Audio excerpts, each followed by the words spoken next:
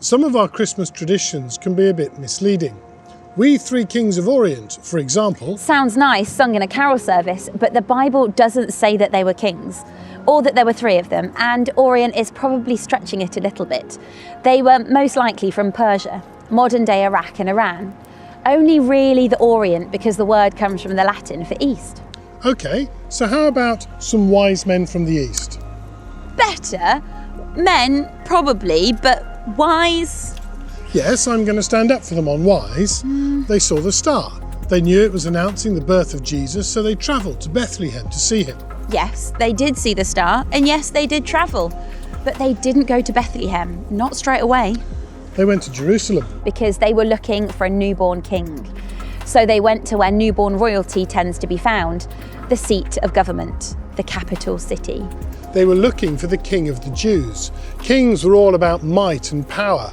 Maybe they came to worship and brought gifts in order to build good relations with this new king. And that is not where Jesus was. It was not what Jesus is like. He is the mighty king and the servant king. It is almost as if they were looking for the wrong person. And in the wrong place. It took Herod to direct them onto Bethlehem.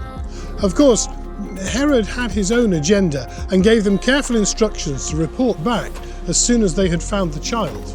At least these wise men knew how to follow. They followed a star, they followed directions to Bethlehem. And afterwards, they followed a warning in a dream and went home by a different route, avoiding Herod altogether. They travelled a long way through hostile and difficult country to see Jesus and to worship him. They carried valuable gifts, symbolising royalty, priesthood and death. And their journey was not easy. T.S. Eliot describes it in his poem as a cold coming we had of it. Just the worst time of year for a journey. The ways deep and the weather sharp and the night fires going out and the lack of shelters and the cities hostile and the towns unfriendly and the villages dirty and charging high prices. A hard time we had of it.